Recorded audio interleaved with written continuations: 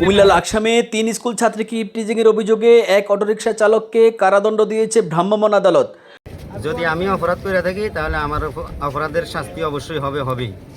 Eve teasing করার কারণে আমরা অভিযুক্তকে আমরা সাজা দিই। রবিবার দুপুরে লাকসাম রেলওয়ে জংশন বাজার এলাকায় এই ঘটনা ঘটে। দণ্ডপ্রাপ্ত আমির হোসেন 14 উপজেলার মিতল্লা গ্রামের বাসিন্দা। জানা যায়, মালিক ইনস্টিটিউশন রেলওয়ে হাই স্কুলের 6ষ্ঠ শ্রেণীর 3 শিক্ষার্থী কোচিং করতে যাওয়ার পথে একটি অটোরিকশায় ওঠে। পথিমধ্যে চালক তাদের ইভটিজিং করে বলে অভিযোগ ওঠে।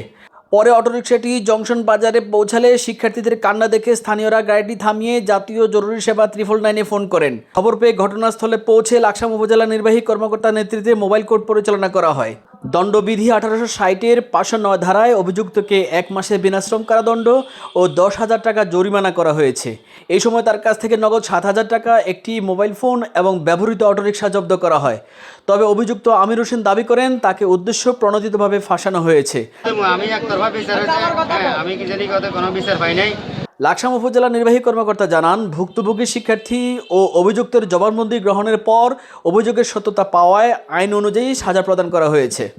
আমাদের জংশন এলাকায় সিএনজিতে করে 3টা 6ষ্ঠ শ্রেণীর 3 জন ছাত্রী কোচিং থেকে যাচ্ছিল এবং যেই সিএনজি না, এটা মিশুক ড্রাইভার হচ্ছে তাদের সাথে ইভটিজিং করার ঘটনা আমরা এসে তাৎক্ষণিক আমাদের সামনে উদ্ঘাটিত হওয়ার পর আমরা এই ব্যাপারে হচ্ছে তাৎক্ষণিক আসামির জবানবন্দি নিই এবং হচ্ছে পাশাপাশি 3 জন যে আমাদের শিশুকন্যা আছে তাদেরও জবানবন্দির প্রেক্ষিতে আমরা ইভটিজিং দণ্ডবিধি 1860-এর 509 ধারায় ইভটিজিং করার কারণে আমরা অভিযুক্তকে আমরা সাজা দিই।